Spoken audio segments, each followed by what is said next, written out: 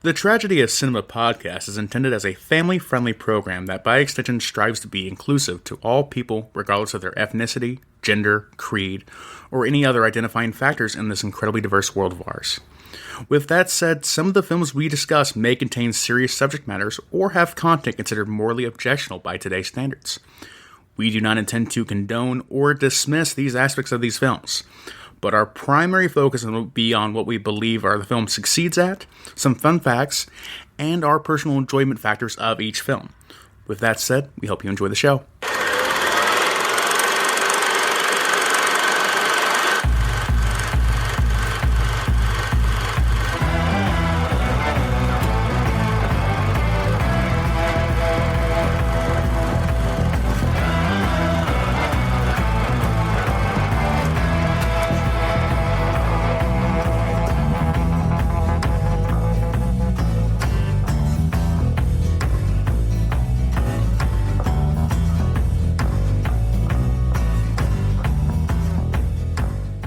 Yes, it's Spencer Tracy, as you've never seen him before, and Katharine Hepburn, as you've always wanted to see her.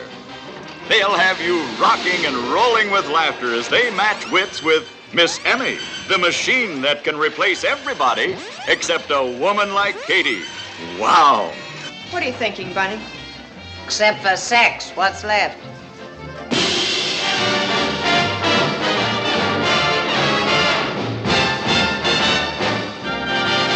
Meet the desk set, the girls and boys who make the office such a wonderful place to love in. Gig Young as the prize catch of the office, Joan Blondell, Dina Merrill, Sue Randolph, Diane Jurgens, Mary Anders. See the kisses, the misses, the conquests, the coffee breaks, the love breaks, and those Christmas parties where everything goes and anything can happen. I think perhaps I'd better put my clothes on. I left them in the bedroom. Oh, I'm sorry, Bunny. What do you think of all that guff I swallowed that cozy night at your apartment? For the love of Pete, I even apologized to you for that. And now this, I don't know what you're talking about routine. Look, Bunny, I don't know what kind of a game it is you're playing, but whatever it is, you've got the wrong boy. Yeah, but not Bunny Watson. It would never work. Why not? Because you're not in love with me, you're in love with her. She'd always come first. If anything went wrong with her, you'd forget about me like that. Oh, well, you don't know. I couldn't care less about that. It could blow up and it wouldn't bother me. You've heard of the country club set, the station wagon set, the social set, but you ain't seen nothing till you've seen what goes on and on and on with the desk set.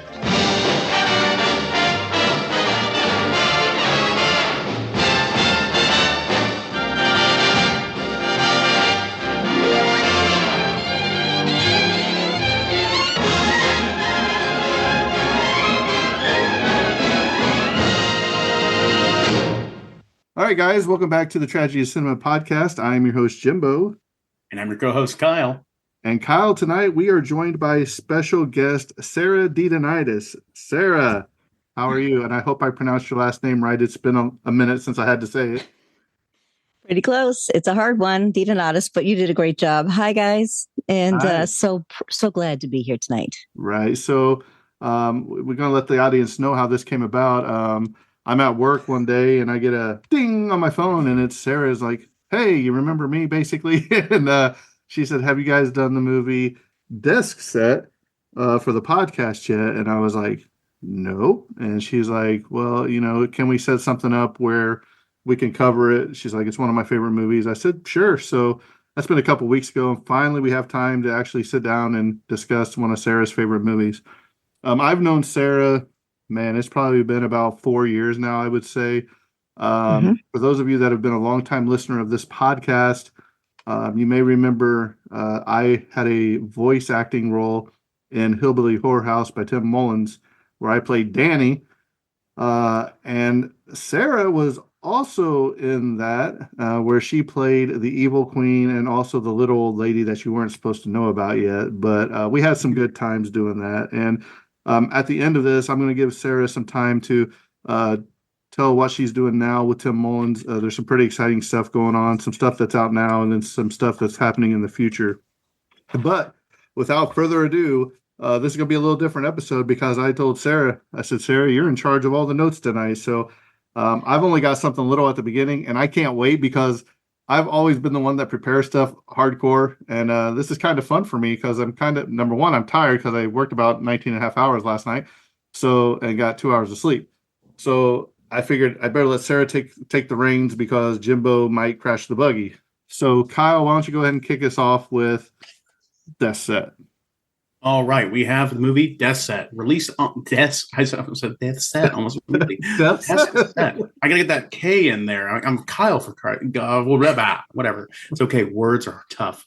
Okay, starting off right here. Okay, Death Set, released on August 2nd, 1957, directed by Walter Lang, written by Phoebe Ephraim, Henry Ephraim, and William Marchant. And let's see here. Quick little story synopsis of the film. Film stars as the Katharine Hepburn playing the role of Bunny Watson, who is a library reference clerk stuck in a dead-end relationship with a boring television executive. Her life is thrown into turmoil when a computer expert, Richard Simmons, played by Spencer Tracy, enters it. Sumner, not Richard Simmons. Not Richard Summers, played by Sumner. Yeah, Richard Summers. Hi guys, we're sled to the oldies. Ah, amazing.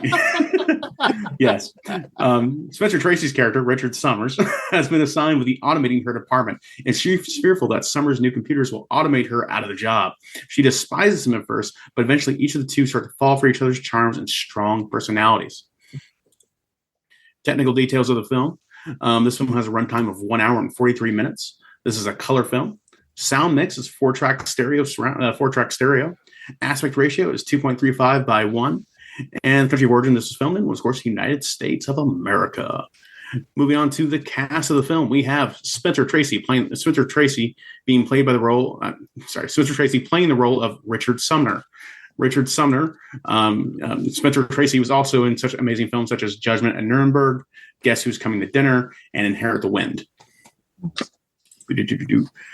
And then we have Katharine Hepburn playing the role of Bunny Watson. Katharine Hepburn was also in the films such as The Lion in Winter, The Philadelphia Story, and Old Galton Pond. Then we have Gig Young playing the role of Mike Cutler. Gig Young was all in such films such as They Shoot Horses, Teacher's Pet, and The Touch of Mink. Then we have Joanne Blondell. What's that? You ever seen Touch of Mink? No, I've never have. Is it a good movie? It's a good movie. It's a good movie. Have you seen Touch of Mink? No, I have not. No? I've never heard of it until now. What year did it come out? That's a good question. I'll look it up real quick.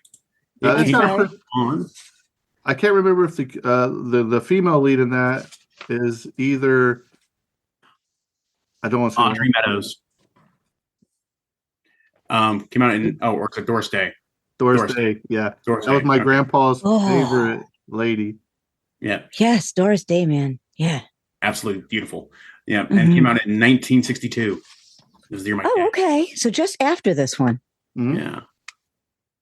Okay, cool. All right, next up we have Joanne Blondell playing the role of Peg Costello. Joanne Blondell was also in the films Grease in 1978, The Cincinnati Kid in 1965, and Opening Night in 1977. Then next up we have Dinah Morrell playing the role of Sylvia Blair. Dinah Morrell was also in such films such as Butterfield 8 in 1960, Operation Petticoat in 1959, and The Player in 1992. Cool there. Then next up we have Sue Randell playing the role of Ruthie Saylor.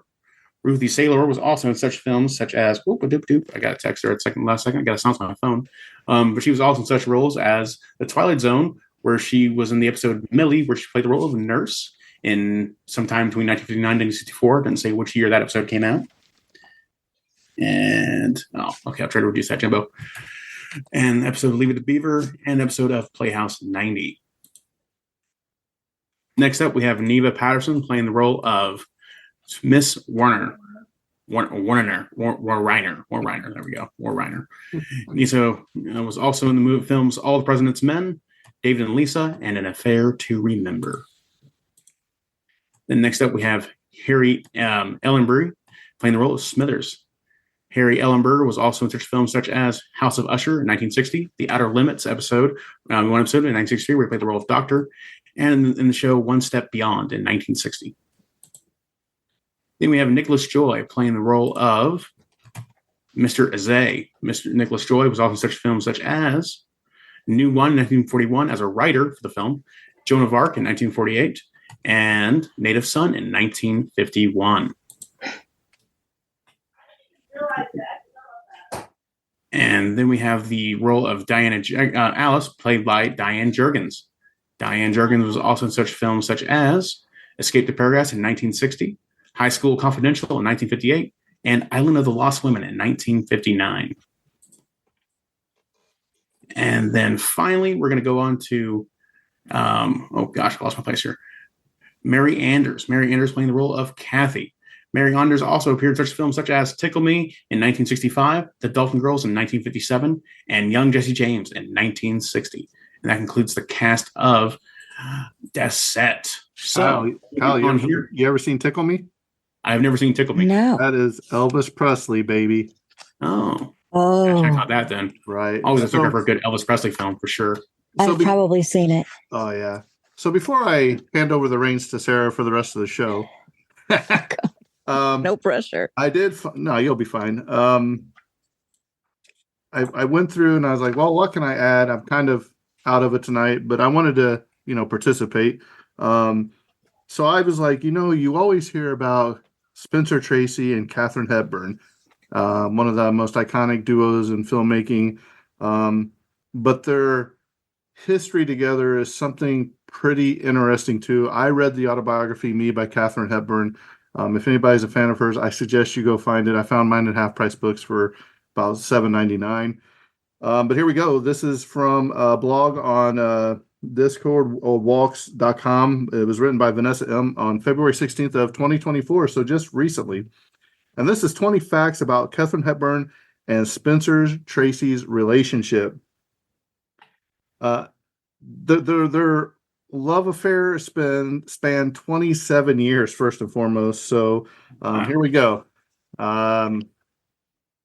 Number one, Katharine Hepburn and Spencer Tracy first met on the set of the 1942 film Woman of the Year. So that was the very first time that the two had worked together and the first time they met. And the director thought that they brought some pretty good energy together. So the chemistry of them was palpable, and it defined their on-screen characters. Number two, at the time of their meeting, Tracy was married to Louise Treadwell. Oh, sorry, Louise. Sorry, not Louis. That's another podcast.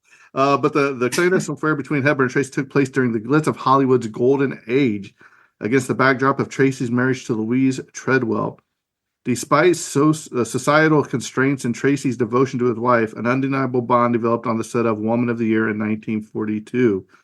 Their secret love transcended convention.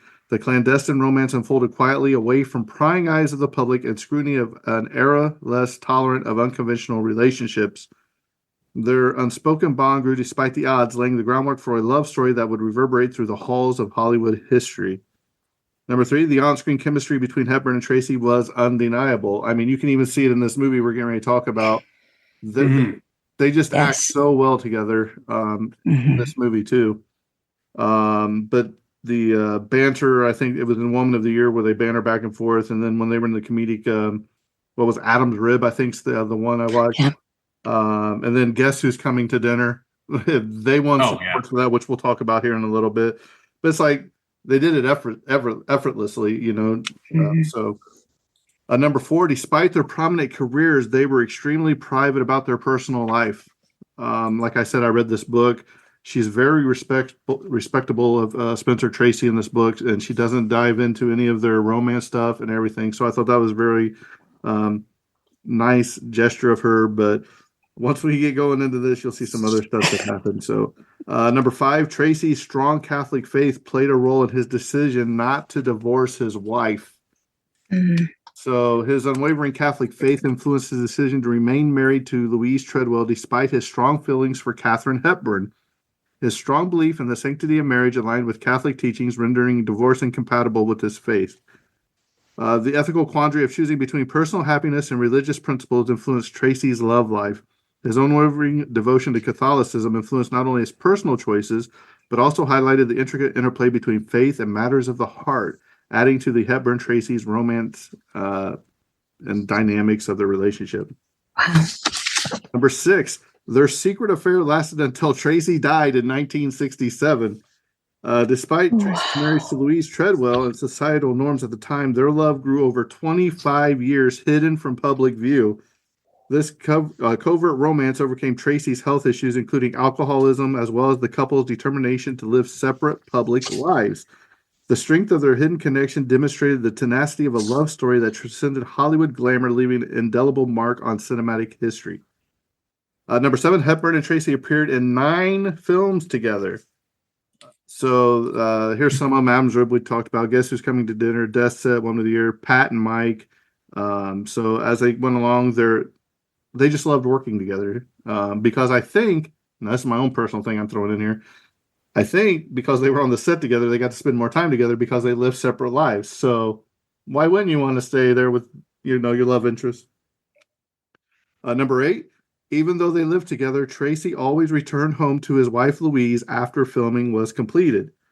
Despite their strong bond and cohabitation during filming breaks, Spencer Tracy remained committed to maintaining a sense of domestic normalcy by returning to his wife after each project was completed.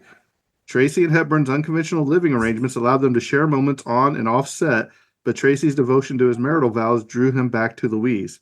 This intricate dance between personal commitments and a secret love affair added to the enigmatic allure of Hepburn and Tracy's relationship, emphasizing the complexities and sacrifices woven into the fabric of their long-lasting and discreet romance. Number 9, both Hepburn and Tracy both received Academy Awards for their roles in Guess Who's Coming to Dinner. That's an outstanding movie. If you have not seen this movie, it talks about interracial relationships. And I do believe, isn't that Sidney Poitier? Mm-hmm. Yes, it is. Yeah.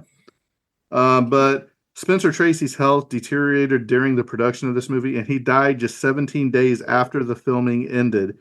The film's bittersweet success added an emotional layer to their final collaboration, and Tracy's posthumous Academy Award is a testament to his enduring talent and the profound impact of their final cinematic collaboration. Tracy's death marked the end of a remarkable period in Hollywood.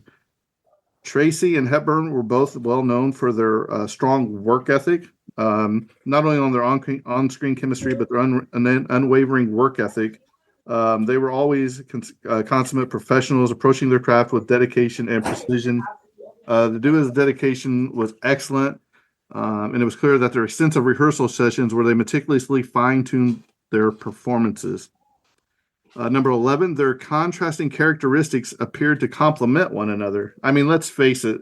You see Spencer Tracy in this movie, and you see Katharine Hepburn, and you're like, they just look funny together, I think. They're totally opposite. He's like a goofy old man, hilarious guy, and she's like a snobby rich woman. But I think that's what it worked. So, number 12, Hepburn discussed her relationship with Tracy in her autobiography, Me, Stories of My Life, which I have a copy right here in front of me. It provided insight into her extraordinary life while remaining discreet about her relationship with Spencer Tracy.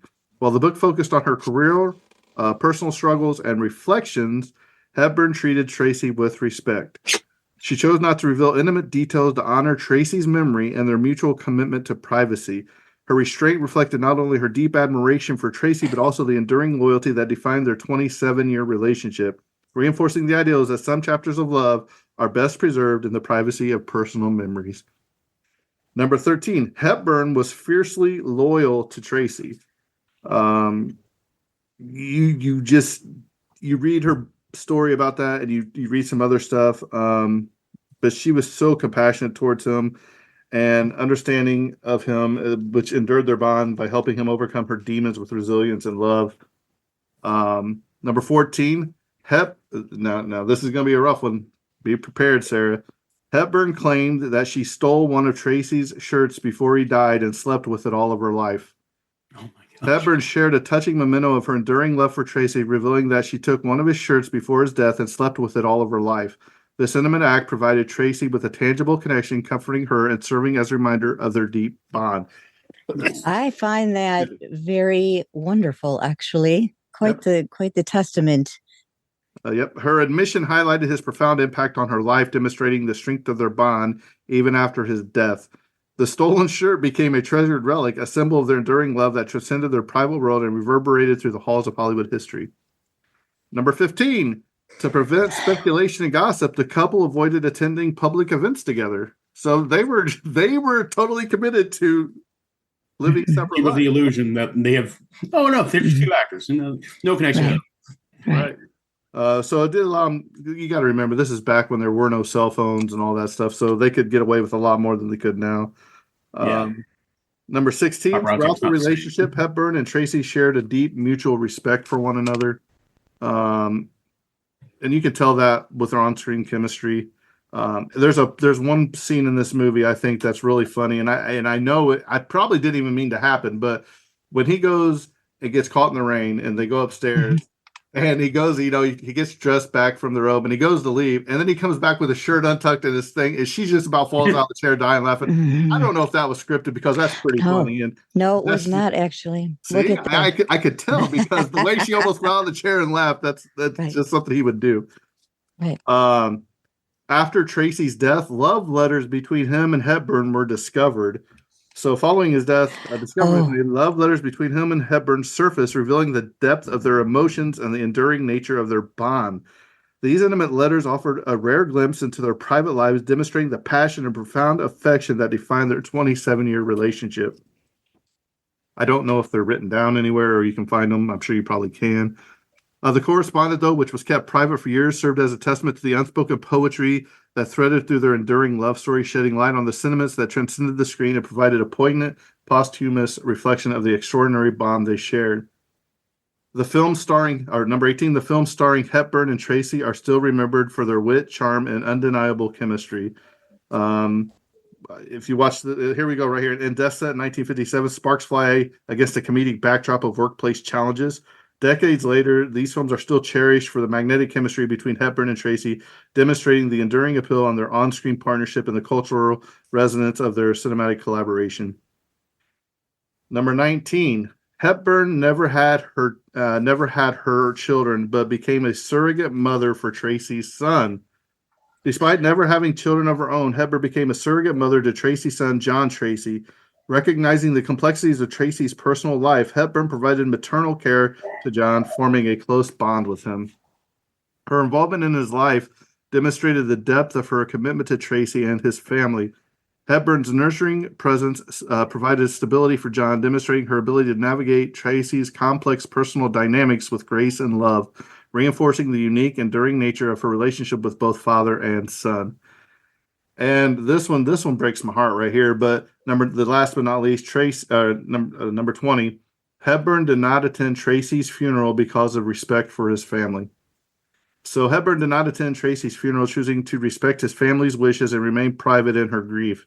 Despite their deep personal connection, she kept a low profile during this difficult time, preferring not to overshadow Tracy's family's mourning. Her absence from Tracy's funeral demonstrated her deep understanding of the complexities of Tracy's personal life, as well as the importance of maintaining privacy, even in the face of a profound loss. This decision reflected Tracy's commitment to navigating the complex dynamics of the relationship with grace and respect for those closest to her. Katharine Hepburn and Spencer Tracy's love story is woven into the fabric of Hollywood romance like a thread. Their enduring love, marked by secrecy, loyalty, and undeniable chemistry, created cinematic magic that will last. Despite societal constraints and Tracy's unwavering marriage, their story demonstrated love's resilience.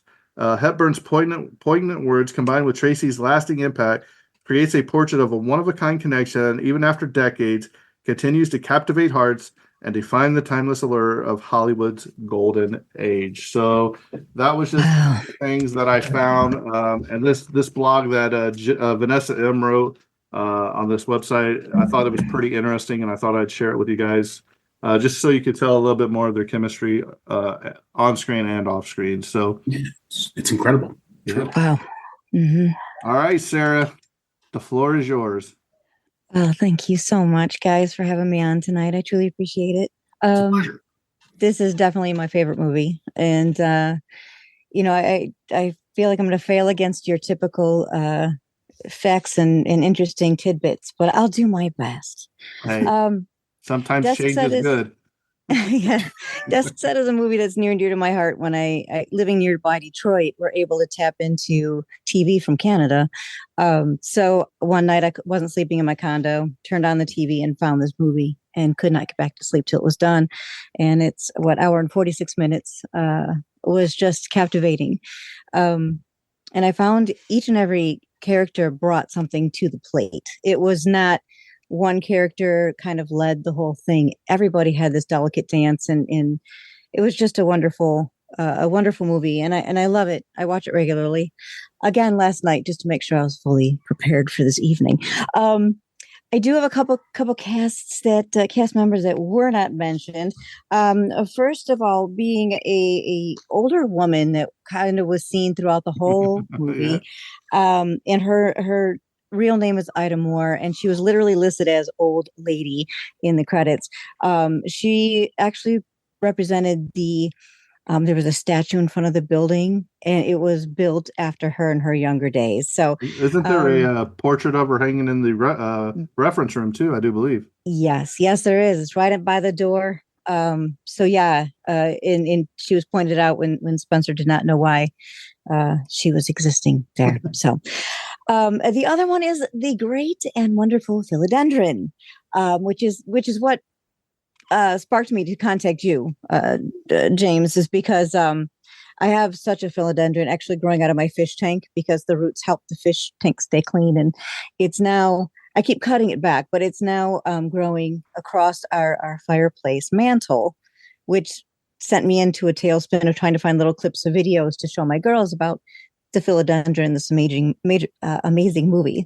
So what happened is when Katharine came onto set, she walked into what would be her office, and on the desk sat this small diminutive plant, and she not so very calmly stated, "What is this?" And they're like, "We believe it's a philodendron." They even went and got the stage manager to come down and confirm that yes, it was a philodendron. And she goes, "That just will not do." So she went back to her home and brought back the philodendron in the movie, which literally starts on a desk on the wall, the far wall, to the right of the screen, goes up to the ceiling and around her office. And it actually is front and center in the scene right in the beginning, when Tracy comes up, and I'll actually start calling them from their characters. When Richard Sumner comes up into the office for the first time, and it's a vacated office. Bonnie hasn't made it up there yet, and he actually stops and touches the philodendron in disbelief that this is a real plant. And for true, it was. She insisted upon it. To say that the woman had a green thumb is just a understatement. Thank you. It's late. Words are hard. I'll borrow Kyle's line. Okay, just a few interesting tidbits. Here. This is the third movie that Spencer Tracy and Katharine Hepburn starred in together. They have 9 altogether. So from my research, they kept saying 8. So I'm assuming they're meaning 8 other ones. Like Die Hard, Desk Set is a hotly contested movie amongst fans because it has a very poignant Christmas section in it. Whether you stay on the Die Hard Christmas movie or not, I hope I don't hurt anybody's feelings, but I don't watch it at Christmas time. That this also has that because it's got a good section in the middle of the movie that revolves around a Christmas theme. The movie Death Set was released in the UK under the title His Other Woman, meaning Annie Emmerich, the other computer. Well, and you know what? That is very play on words, isn't it? It's got a little double entendre there. Because of the fact that Emmerich, the computer, was his first love. Shirley Booth, who played the role of Bunny Watson in the stage play, was slated to actually be Bunny Watson in the movie. But when she met Spencer Tracy, they did not hit it off, to put it lightly.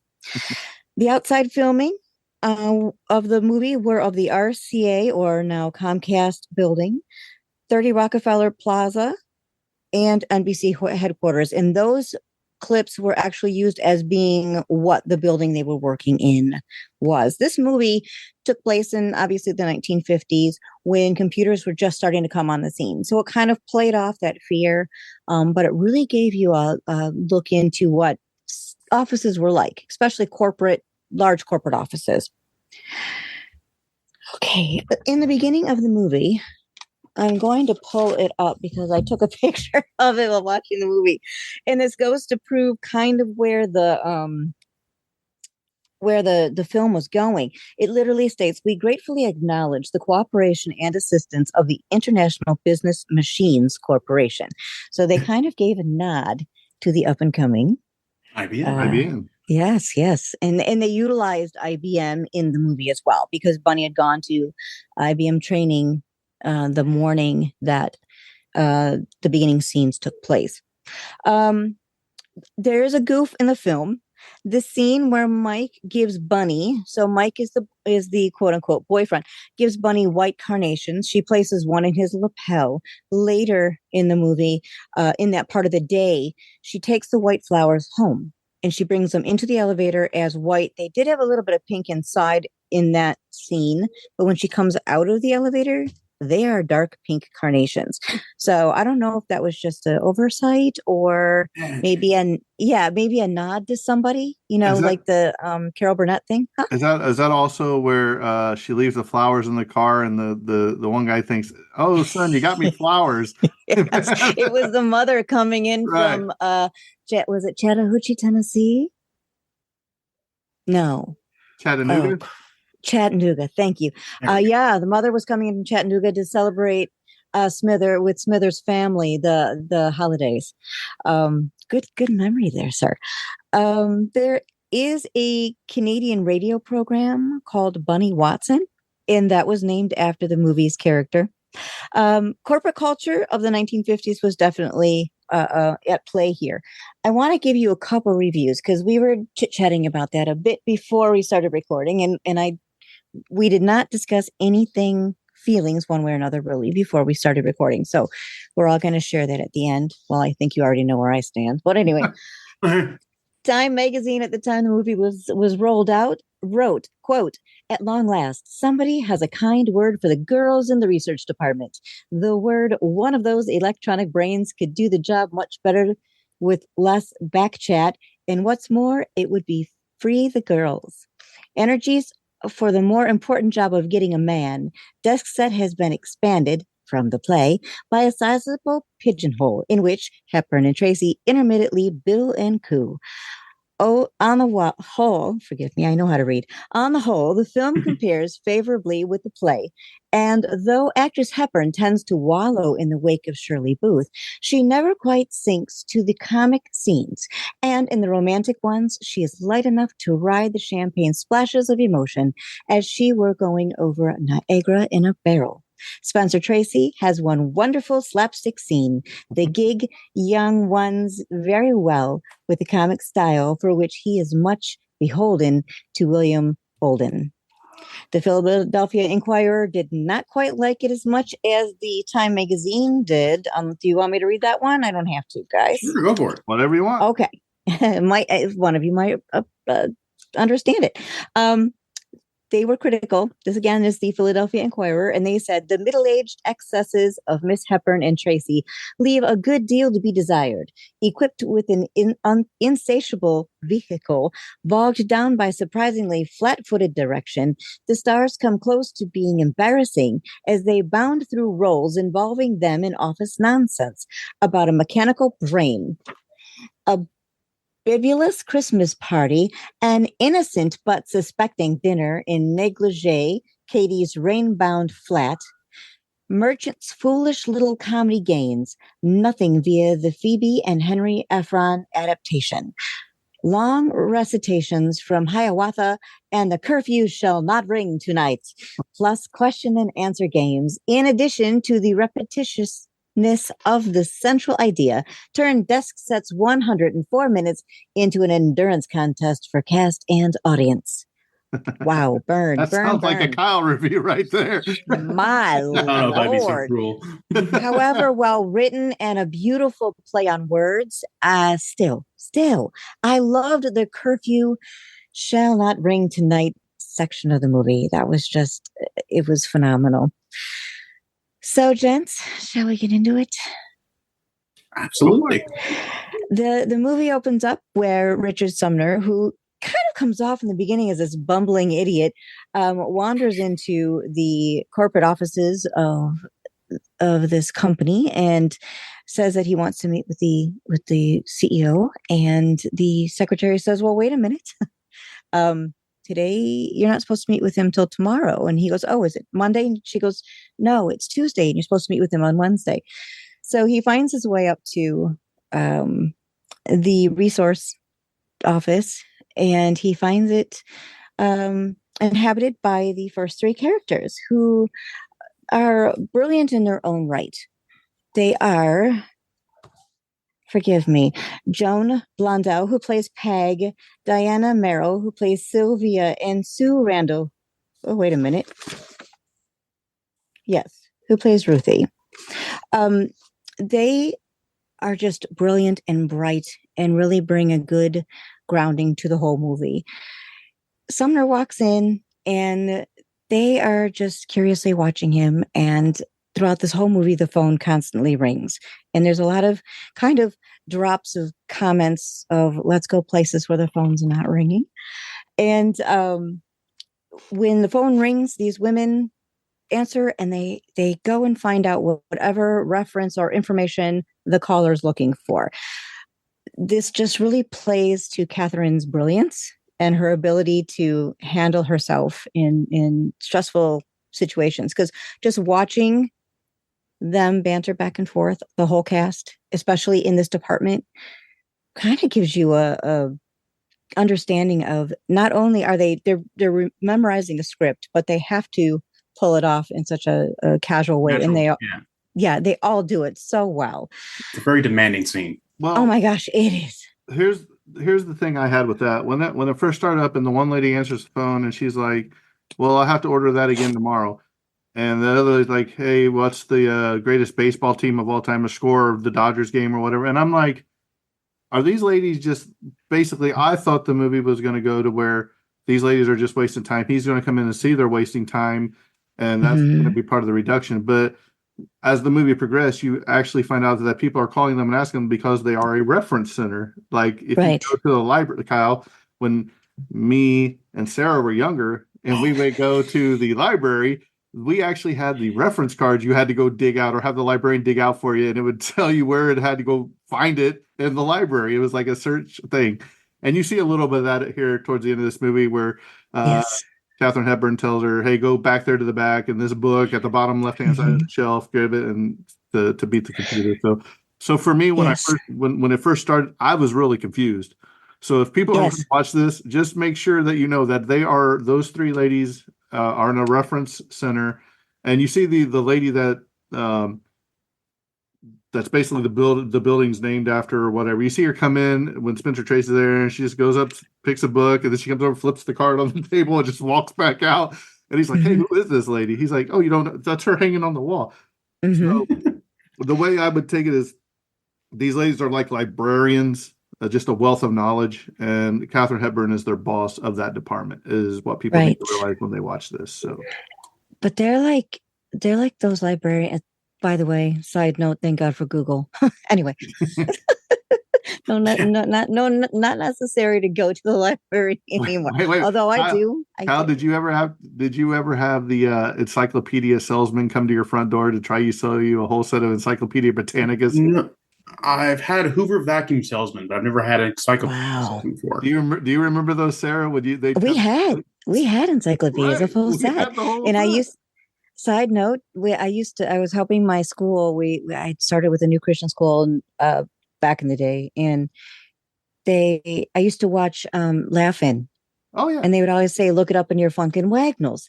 And I always just chuckled about it, but I never realized. And then one day the librarian's like, "Open up this box and put those away." And I opened the box, and it was a box of Funkin' Wagnalls encyclopedias, and I laughed. And that was great. So anyway, wow. Okay, yeah, that was Terrible with a list, but amazing. Yes. And the thing is, this is in the movie. what I think they're setting up, and I agree with you, James, is they're trying to set up the brilliance of these women. And especially the one the first call that comes in, who was the best player of all time, which was Ty Cobb, which is a distant relative of mine. So thank you very much. Oh, really? And he played only for the Detroit Tigers for 21 years. I'm sure he's lost his record Poor since guy. 1957. Hey. I watched the game this afternoon. You're not that bad. Shots fired. Well, it could have been worse. She could have said he played for the Yankees, right? Okay, yeah, I'll agree with that. So, but then as this is going on, you have Richard Sumner just silently measuring the office. And as these women finish with their phone calls, they all just kind of stop and stare as a group, just what is he doing? And so he asks them to help, and no answers. But of course, office rumors are overwhelming. And after Sumner left the main office of the CEO, a phone call was being made to the reference department that some guy's coming. So in walks Bunny Watson with a big box. Now Sumner is in her office observing the philodendron, and Bunny Watson comes in with a big box. Well, she had worked at the office till 10 o'clock the night before, and she had a meeting at IBM looking at this new big brain, and stopped off at the store to buy a dress. And they take the box from her and whisk her into the office, saying, "You've been in meetings all day." And she meets with Sumner, and the brilliance begins right there, because he introduces himself, and she goes, "Well, you must be a good man of some stature, because you have 13 letters in your name." And so you're like, "Oh, okay, sit back. You're going to have to take it in. This is going to happen." And that just starts this intelligent banter back and forth. He was informed by the CEO not to tell the girls in the office what he was doing. Later in the movie, at the very, very end of the movie, it was revealed why. But at first, one would get offended as to what you don't think they could handle it. So this whole time it's been rumor and feelings and things. And so a little later in the day, Sumner comes in the office and asks Bunny for lunch. She agrees. At this point, Mike comes in, which is he's not really a boyfriend.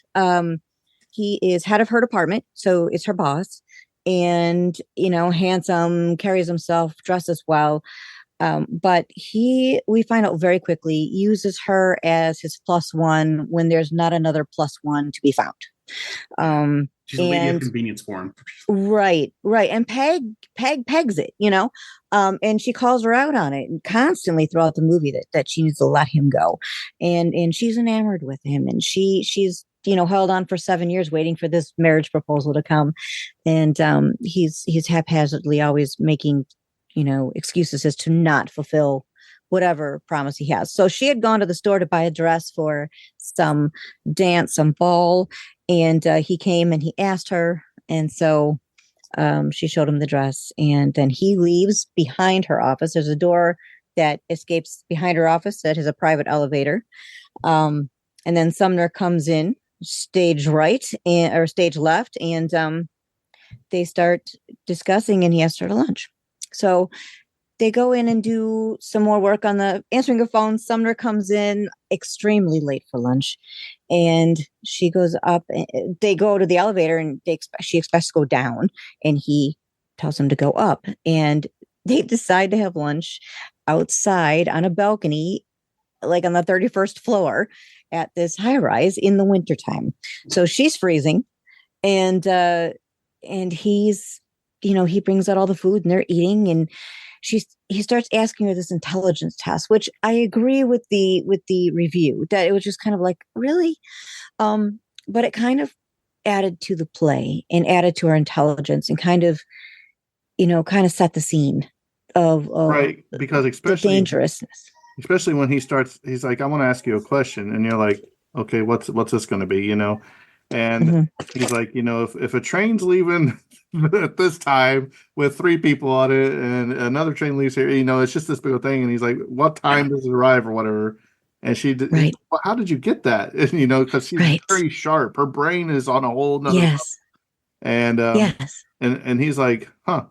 And then is this also where she says, and I assume you live alone because you're wearing 2 different color socks too? Yes. That's how observant she is. Right. She's showing her observation skills. She's showing her intelligence, but she's not overtly so. Like a lot of very intelligent people I know, they don't want to push it in your face. They, she didn't do that. And it was, he had to draw it out of her. Yeah. So yeah, she pointed out his socks, and that comes into play later in the movie. So time goes by. There's a lot of rumor. There's another character that comes into play, and it's Smithers. he, he actually is from the legal department, which is across the hallway from the reference department, and he's the one that kind of takes in the rumors and runs with them. So it's just interesting to see this kind of cast of characters play together. So let me see. Where do we want to go next, guys? Should we go into the Christmas? I think this is where it's the rain scene. The rain scene, because she's closing up for the night, and she turns out the lights and everything. Goes over and all she says, "Gets in the elevator. Out of here!" Yep. She's shocked, stuck in the thing. So she has her flowers with her. They walk out down the elevator, and it is pouring down the rain. Yes. They get out there, and Smithers is out there, and his mom's pulled up with a car. Well, no, she's talking with Smithers in the hallway outside of her office for a minute, and then he comes out. So she's carrying luggage because she was supposed to go on a trip with her boo, and he came in and had to cancel because he had to take a last minute flight with the CEO. So Sumner takes. Sumner takes the big luggage to help her. She's got her little luggage and her flowers. Smithers is there, and they go in the elevator together, and nobody's really saying anything, and everybody's kind of uncomfortable. When they come out, Sumner says something to Bunny about, should we do this? And she's like, why not? It's going to be in the office chat anyways, come tomorrow. So they go out. It's pouring rain, like you said. And Smithers are like, don't worry, my wife's gonna be fine with you getting in the car. Well, there's like 2 kids, a dog, a mother-in-law in the front seat, the wife's driving, it's pouring rain. Obviously it's the 50s, there's no air conditioning in the car, so the windows are cracked, just miserable. They finally get everybody in the car, and because Smithers like, you're not gonna mind taking my friends from work home, right? So they get out of the car, and Bunny and Sumner run up the stairs to her brownstone. It was an apartment building, but it was built like a brownstone. And they're underneath the ledge, and she's like, well, do you want to go home? And he says, do you want me to go home? And she's like, no, whatever, come on up. And so they get to her apartment, beautiful apartment, by the way, my goodness. Anyways, yeah. And she's like, hey, I shop early. And you got to get out of those wet clothes. So she goes and searches through her gifts and finds her boyfriend's robe that she monogrammed on there. She monogrammed him herself on the robe, and so she's like, just don't get it wet. And she hands it to him, and he goes into the bedroom. She's in the main room, but there's a closet there, and she changes her clothes into a robe as well. And a little miscommunication about what they're going to have for dinner. And then Sumner offers to fry her up some chicken, goulash or chicken, right? And she said something about does he want to borrow her goulashes? And he took it as goulash for dinner. So anyway, he went in the kitchen to make fried chicken for them, and then cut scene. They come back. They've already eaten. Go ahead. But you remember, he comes out of the bathroom before she gets done, and he puts his wet shoes in the oven. In the oven, which does come into play later. Yeah. So they're sitting there, and they're, obviously after a good conversation, some good chicken, and she compliments him on it, and then the doorbell rings. They talk about dessert, and the doorbell rings, and she's like, well, for God's sakes, nobody comes and visits me. And she gets the door, and is Mike, the boyfriend. And she's acting funny. He doesn't know why. And he comes in, and there's Sumner. Now, mind you, there's some bad blood between the two men from the get-go with this movie. And that bad blood comes into play. Now, it really gets pretty heated between the 3 of them, because Mike is assuming that her and Sumner are having a tryst, which in real life they are. And, he's trying to explain, no, I was just wet. And she's trying to keep it going like, yeah, they are having a tryst to maybe make Mike feel something. And it just, the voices get raised and everybody talks over one another. And then finally, I forget exactly what happened, where it just, I think she outshouts everybody and just calms everybody down. And she had mentioned a few times throughout dinner, and then after Mike had gotten there, about the smell in the house of something burning. And even Mike brings it up and she's like, oh no, I just need to change my vent, which is what Sumner told her needed to happen. So they bring out, Sumner brings out dessert and coffee. They pour Mike coffee as well. And Mike feels like the third wheel he should feel like. And he leaves in a huff. Actually, no, wait, before that, it comes to fact that Sumner's wearing Mike's Christmas gift. Yes. And Sumner stands up and literally does a slow spin in which to show Mike his future gift, which I thought was a beautiful burn, very intelligent ad. And then there came a moment where the doorbell rings again. So now the two guys are there, Bunny's there, things have already gotten heated, and the doorbell rings. So Bunny goes and gets the door, and it is Peg from the office. And Peg comes around and admittedly shocked about the whole deal. Mike leaves. And but him and Mike and Bunny actually make up here.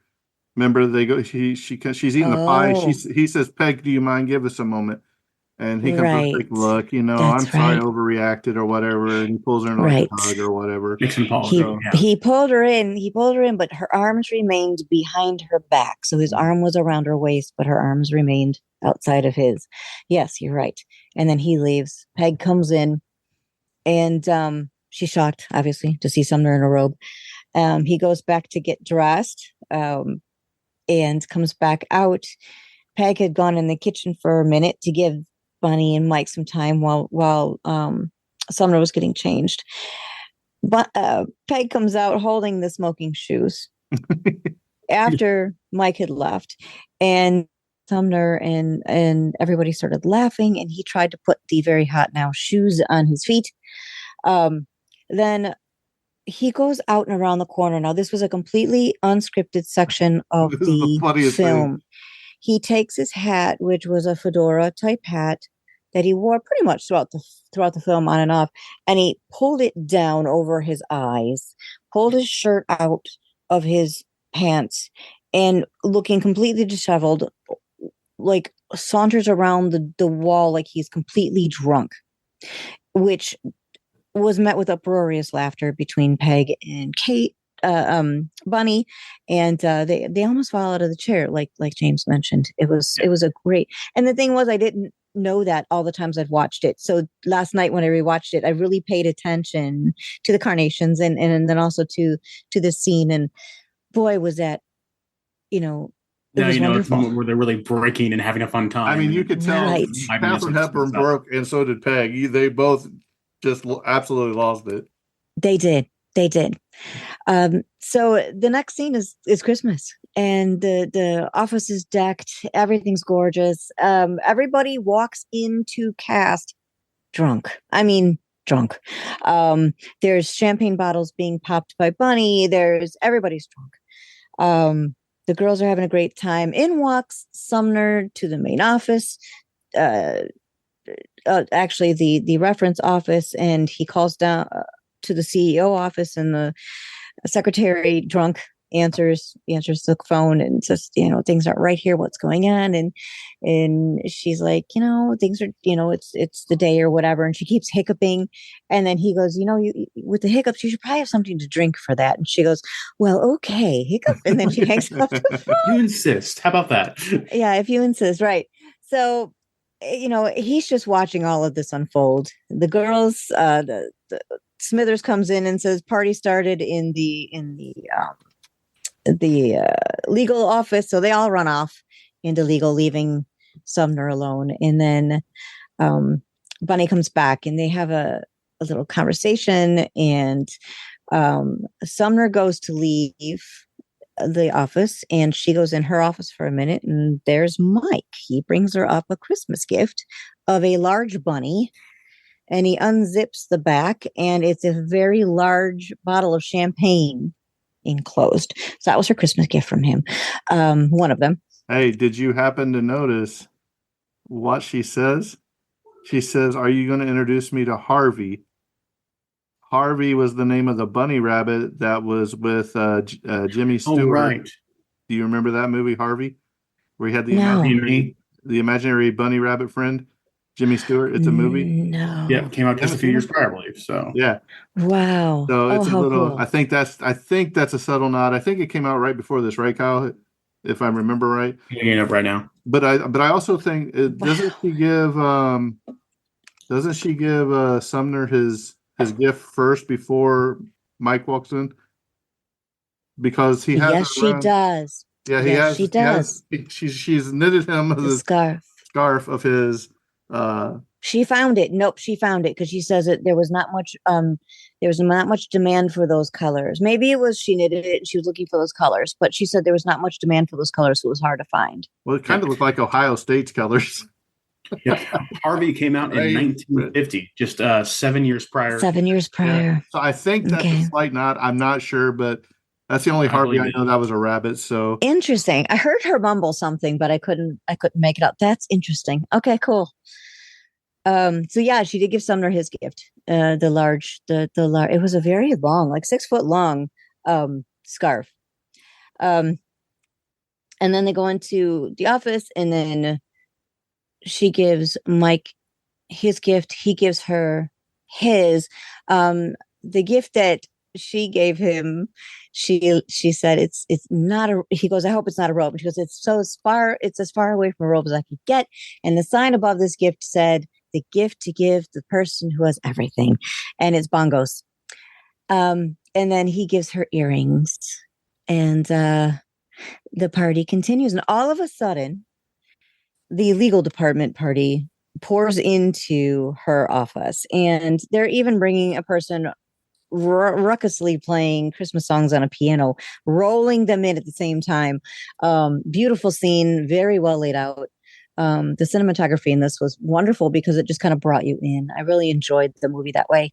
And she comes out, and even though a Christmas song is playing, she starts singing Night and Day, or Day and Night. You were the one.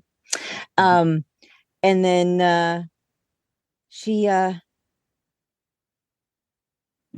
then they go upstairs. Her and Sumner go upstairs, and they're sitting up in there's this 2-story library, and the second story kind of cuts back. So you've got a big vestibule where the offices are, and then 2 stories in the back. So she goes up to the back, and they're sitting together with, he's got champagne. He's now a few sheets under the wind himself, and she's holding a glass. She's been giving him, because when they were down there, it was just her and Peg and him. They said, yes. Hey, do you want some? They started drinking, and then him and her went up the stairs, and he's like, well, they act like they were on this big ship, and he's like, well, this is my ship. I'm the captain. Yes. Yes. Kind of remind me of a little bit of a Titanic moment, Yes. Like, I'm flying. Yes. She's like, bon voyage. Yeah. Right. And but I think this next little bit, this scene really is poignant. Captivates the essence of the movie, because you actually find out a little bit about Sumner's past. Right. Because she point blank asked him, she's like, well, are you married? And he's like, no. She said, do you like girls or whatever? Yeah. He's like, well, yeah. Right.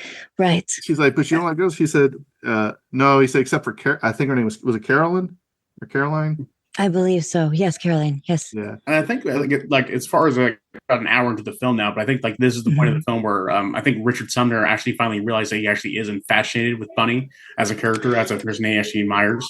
I don't think in previous scenes he's more like he's intrigued, but I think in this is the scene where I think he actually believes he's in love with her. Well, so no, I think his happened when he was in the at her apartment. I think that's when he first realized.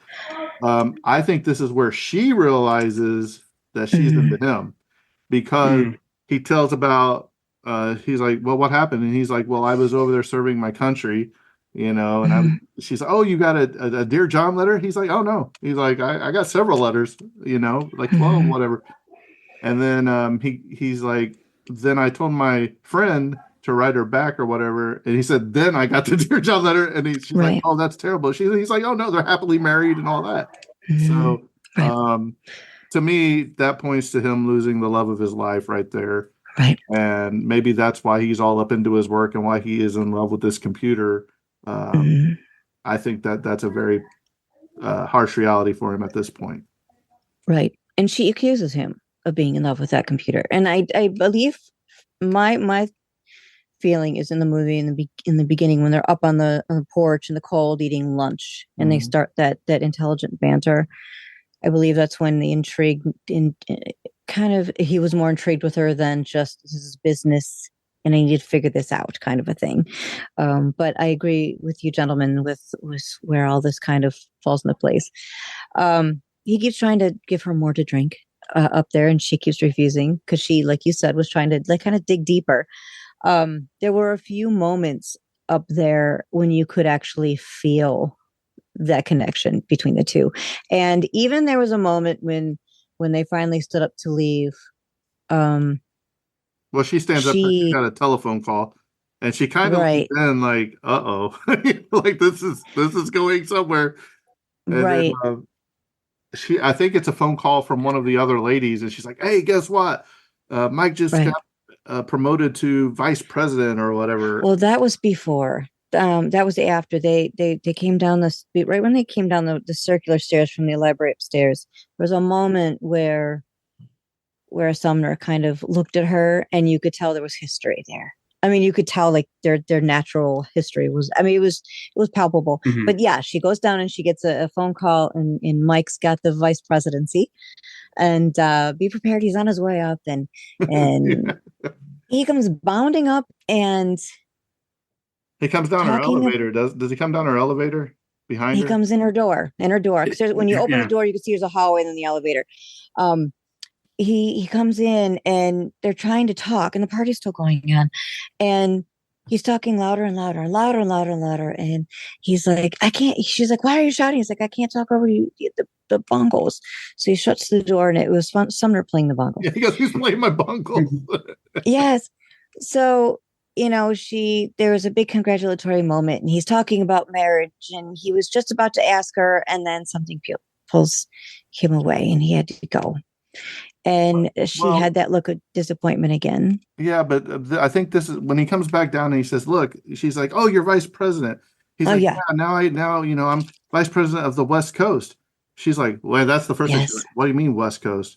Right. Like he's like, "Oh, this is wonderful." She's like, "But I work here." He's like, "Oh no, you're going to come with me." He said, "We can buy this house," and she's like, "Well, what about the girls?"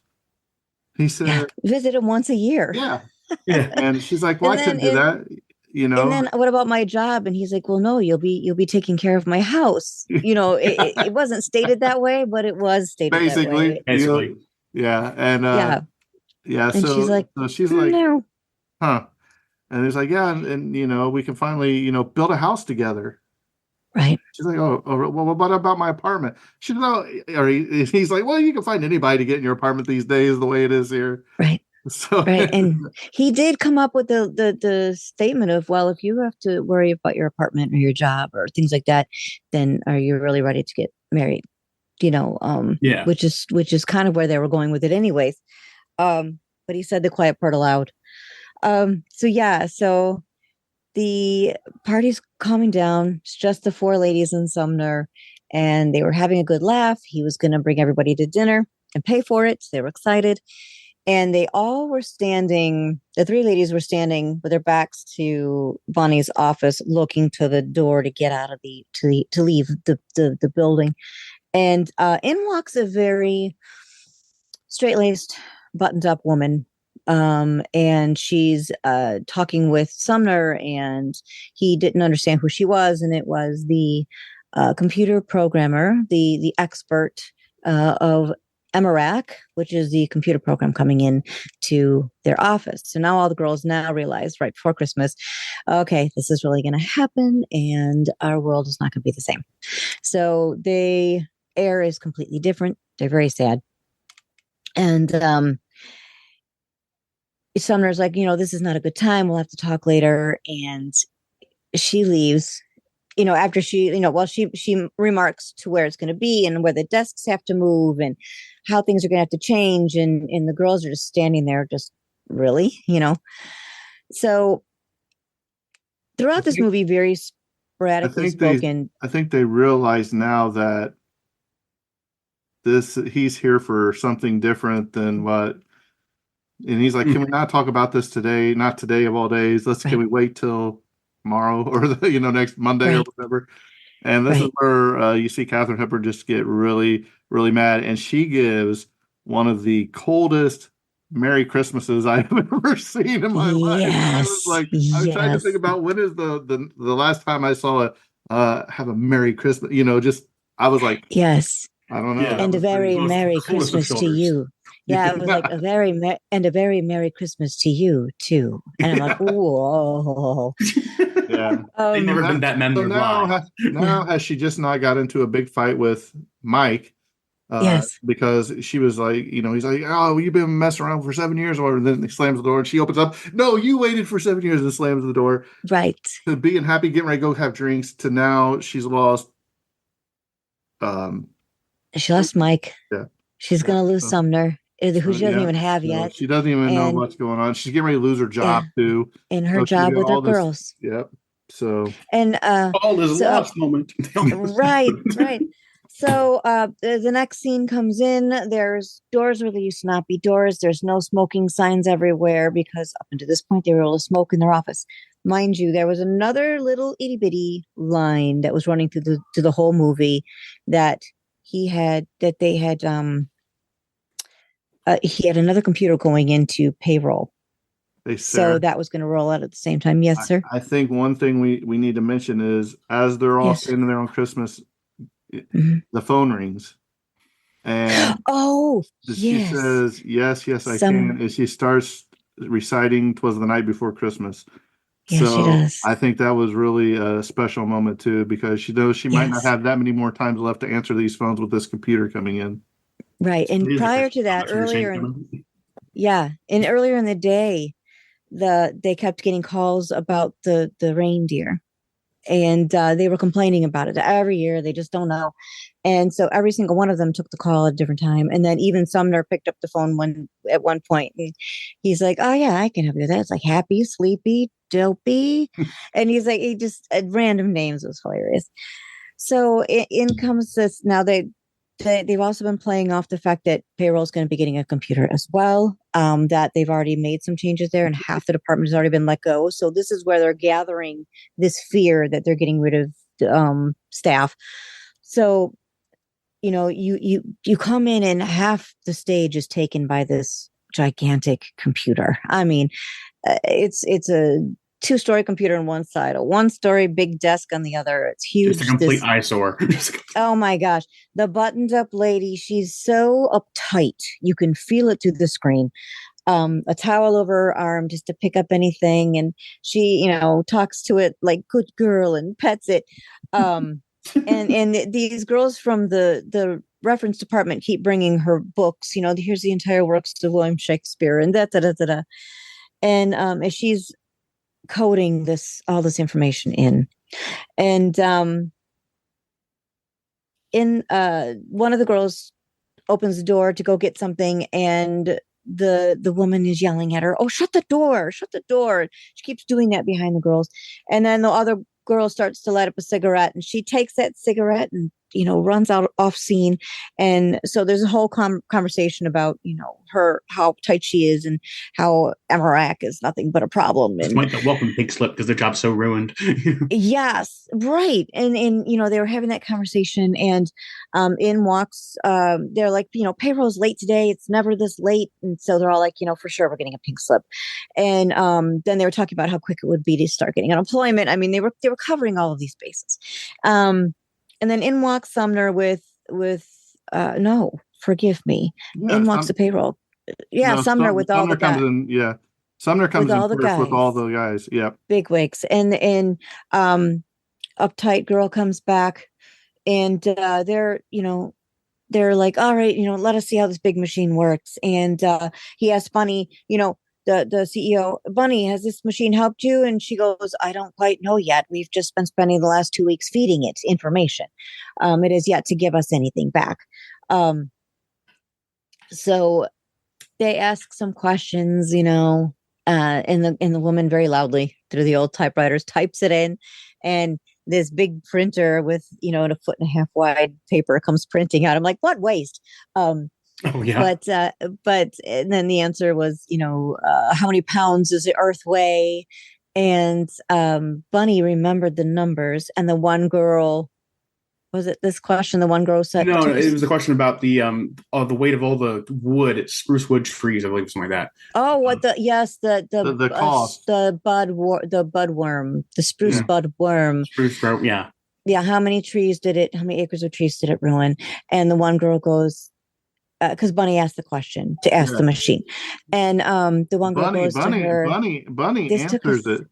And they said, well, she answers it. And she says something. Right. She said some odd cents. She couldn't remember the cents. And it was like 12 cents. 12 cents. Yeah, she couldn't remember the cents. Gets it right. But the girl, right before we get the answer, the girl whispers, it took us 3 weeks to find that. And it bumped out the answer. And as it's going, Sumner, or I think the boss says, do you remember, Bunny? And she says the exact number. And then she goes, and some cents. Well, it was 12 cents. So they kind of like, when he was reading off the answer from the computer, it's like he went, and 12 cents, and she kind of took that as a slight. How much better am I than you? 12 cents. Right. Right. I mean, really, does 12 cents make a difference? Right. So then those guys leave, and this is where the payroll boy comes in, and she's like, oh, the paychecks. And so they all hand out their yes. And Bunny's like, don't fret until we open them. There's no need to fret. They all pull out pink slips, every single one of them. So they all start going into Bunny's office, and one runs back to get boxes because they're going to have to pack up her office. And the philodendron comes into play again because they're like, how the heck are we going to get this back? And she goes, I'll just tell the bus driver it's a person and pay an extra fare. So they start to take it down off the hooks and start to pack up her office. And then the phone rings. And what is her name? I want to call her Emily. The woman that's working with Emirac, she was like looking for the girls, like, answer the phone.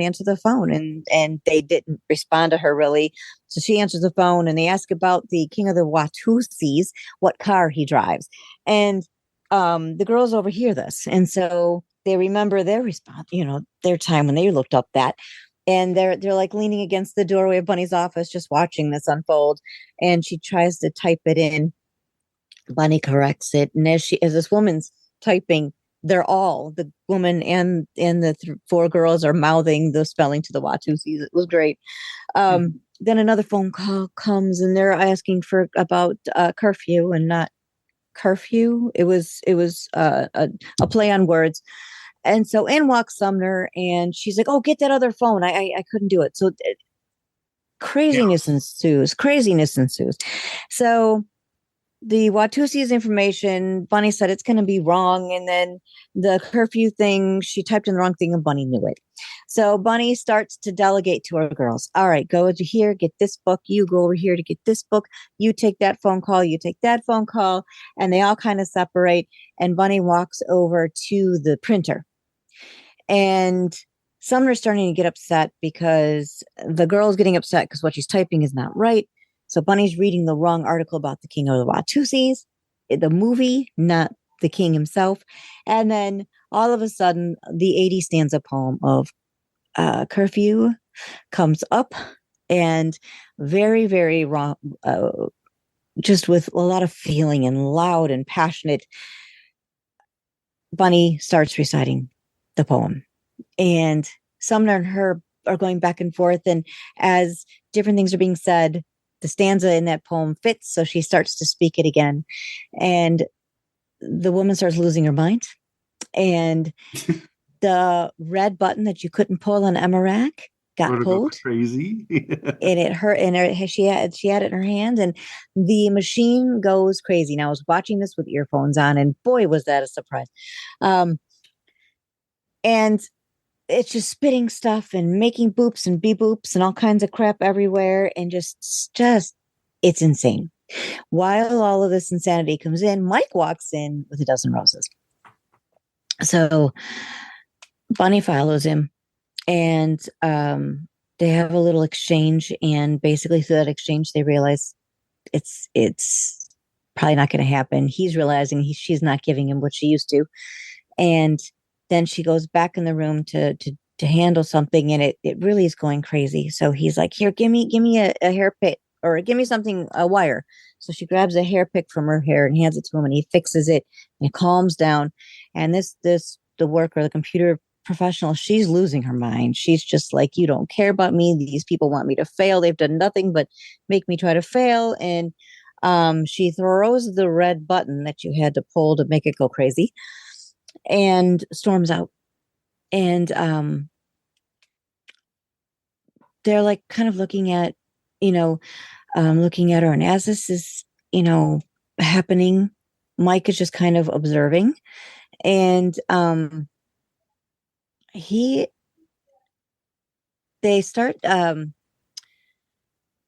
everybody leaves the office at that point. Well, and it gets calmed down. The one girl storms out, and this is where he gets the hair pick because it's still going crazy. It's smoking, shooting papers. Right. And did you hear what he does? Whatever he does, the computer's like goes, like it sighs or something. I thought that was pretty funny. That was good. Yeah, that is great. It had only the personality. But she goes back into her office to talk to Mike right now, I do believe. Right. And they talk, and then they kind of he realizes that she's not going anywhere. Well, but forgive me. Sumner opens the door and says, "Can I see you a minute?" Calls her in. Yeah. And then he says, this thing, let's ask it a question. And he types in, should Bunny marry Mike? And Bunny's like, well, wait a minute. I thought this couldn't, figure out things. It had to be just, black and white. And he goes, well, let's just see what it says. And he goes, well, go look. And she goes, I'm not going to go look because I know what the answer is. And then he types, well, should Bunny marry Sumner? And it said yes. So she goes, you know what? No, it's never going to work because you love this computer more than you love me. And you're not going to, love me as much. And you're always going to put her first. Right. Because if she goes down, you're always going to be there for her. Right. And he goes, no. He says, that's not true. And she goes, all right, prove it to me. She pulls the red button again, and Marat goes nuts. I mean, completely nuts. Again, smoking, spitting cards out. And he's holding her, and he stops. He goes, well, just give me a quick second. And he takes another wire from her hair and fixes it real quick. And then they like hold each other and look at the computer, and the back of the computer prints out the end.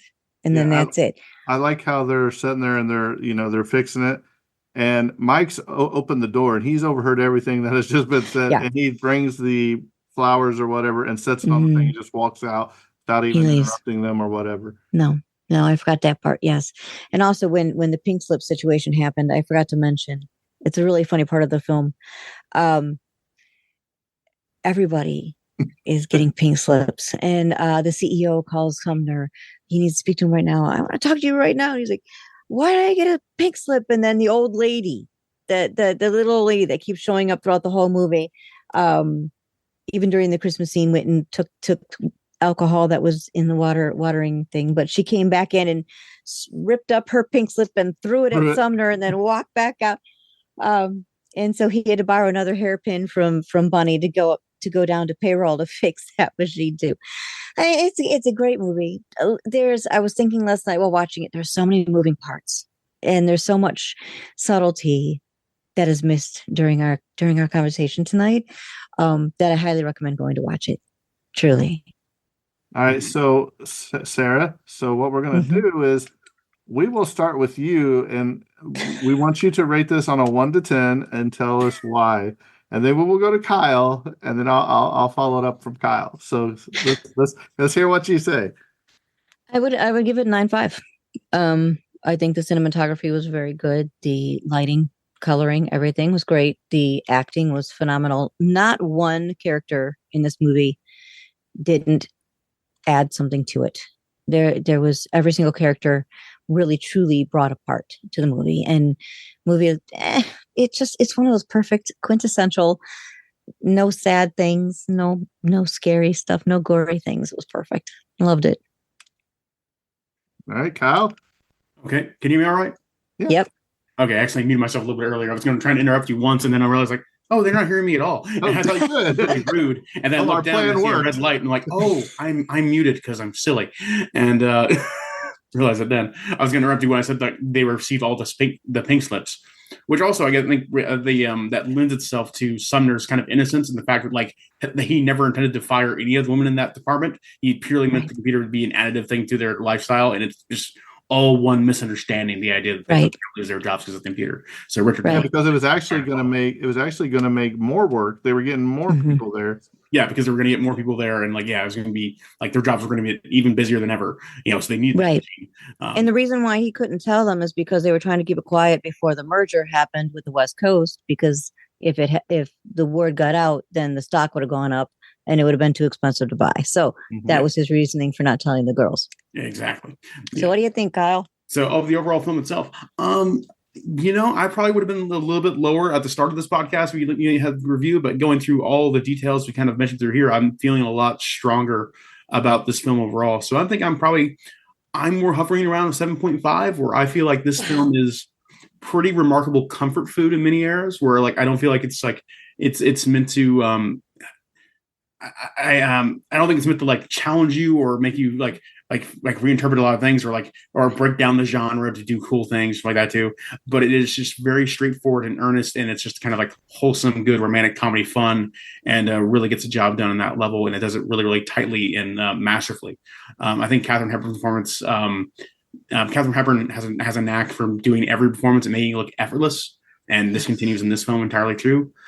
Spencer Tracy always puts in an A-level performance too, and all the other actors are doing a fantastic job as well. But of course, Spencer and Katharine just stand out so easily just because they make it look effortless, and no doubt they put a tremendous amount of effort in. So that's on them for that. And overall, this film is pretty darn good, verging on great for me going right here. I think even if I watched it more times, I'd probably appreciate it even more. But as it says, that's where I'm staying right now at a strong 7.5, verging on an 8, possibly going up in the future. But I think it's a very strong film, and thoroughly enjoyed it now. I feel a lot better about my time I spent with it, and I'll probably spend more time with it in the future. So that's good for me. So from that, I'll pivot over to Jimbo. Jimbo, what are your thoughts on the film? All right, first and foremost, Die Hard is not a Christmas movie. Let's get that out of the way. All right. I agree. I agree. Here we go. Katharine Hepburn is probably one of the greatest actresses of all time. She's very well I don't want to say controlling, but she's very all of her acting is when she's acting, she's trying to make a point while she's acting with her facial expressions, her gestures, everything.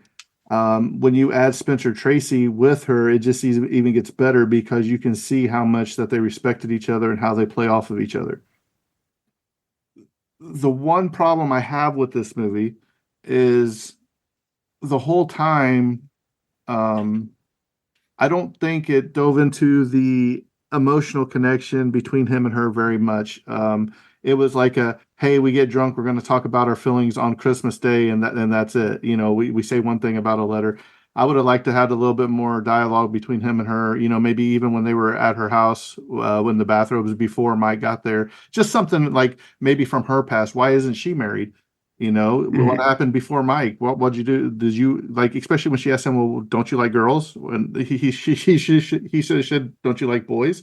What's the difference?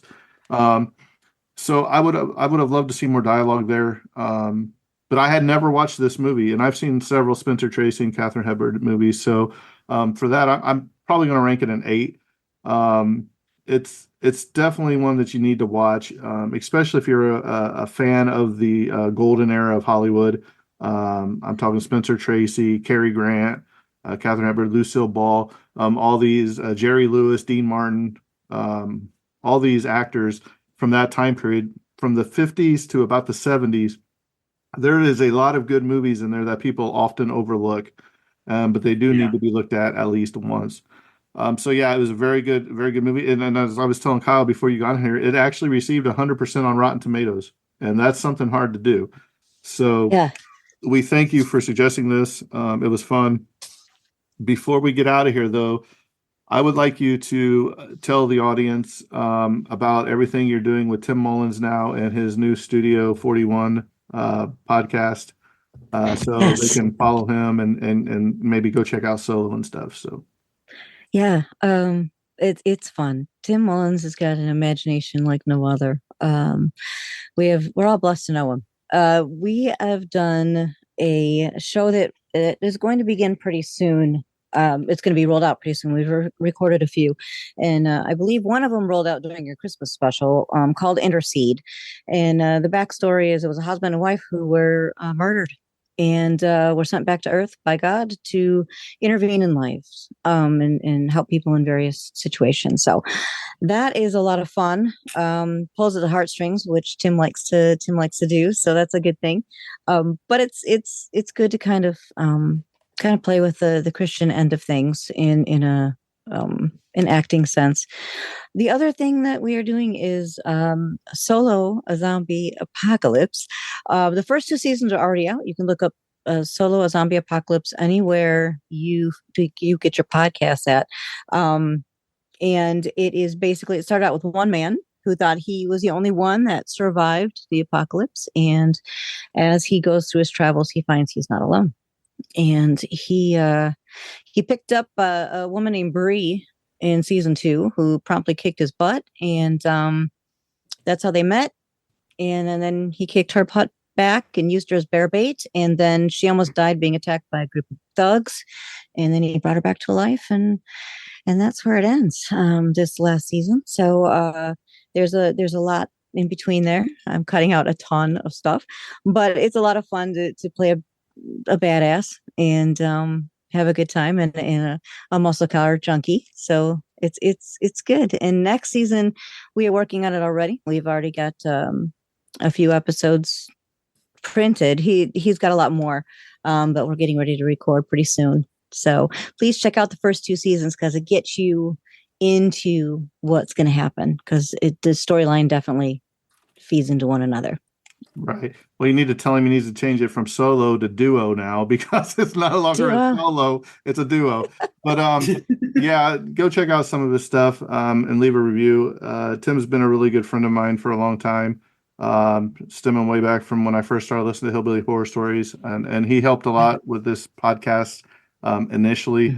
And if I ever have any questions about audio, hey, can you make this like if you ever listen to the Universal Monster series I did with my dad on here, he made the intro with that, with the bunch of like the old Universal Monster sounds with creaks and screams and some mad scientists and stuff like that. So he's always willing to help. Right. He's supposed to be coming on this podcast to do the Never Ending Story, but Tim, I'm about to run out of Never Ending Time if you don't hurry up. So that's a great movie. He is building a house from basically getting the whole thing and redoing it. So I'll cut him a little bit slack for a little bit more time until he gets his podcast room up studio. Then I'm going to be on him.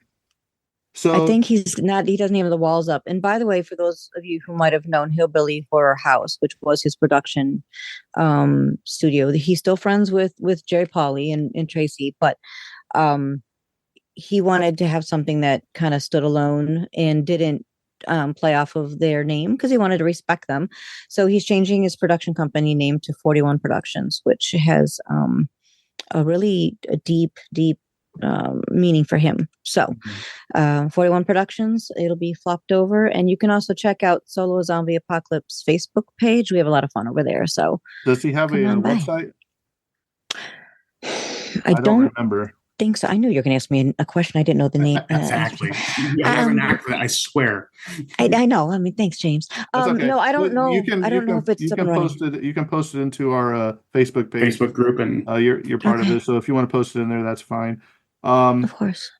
If you like what you heard, we are the Tragedy of Cinema podcast. I'm Jimbo. He's Kyle. She's Sarah from the 41 Studio Productions, and Tim Mullins, who's absent tonight. Go give them a listen, leave them a review. If you'd like to leave us a review, we will read it on the air, good, bad, or Kyle, as I like to say. Hey. Hey, and you think Kyle butchered names tonight, and that wording is hard?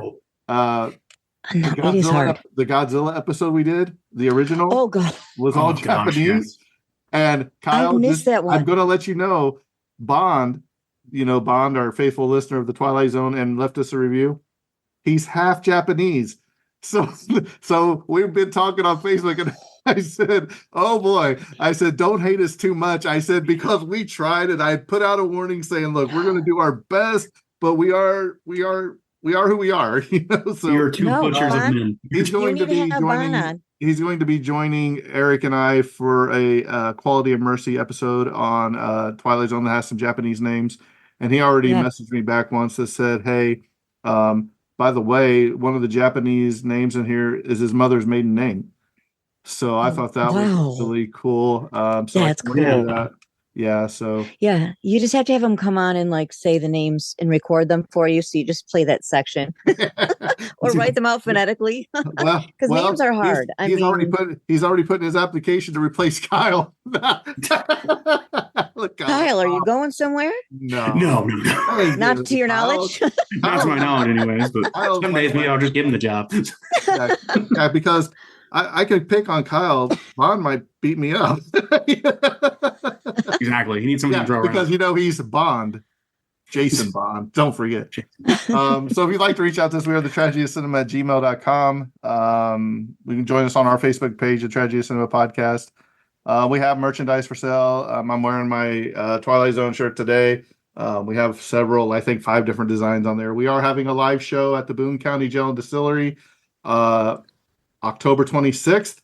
We will be showing, we've started to finalize some of the stuff. We will be showing the Legend of Sleepy Hollow and Charlie Brown's Halloween, the Great Pumpkin Charlie Brown for the kids before the trick or treat.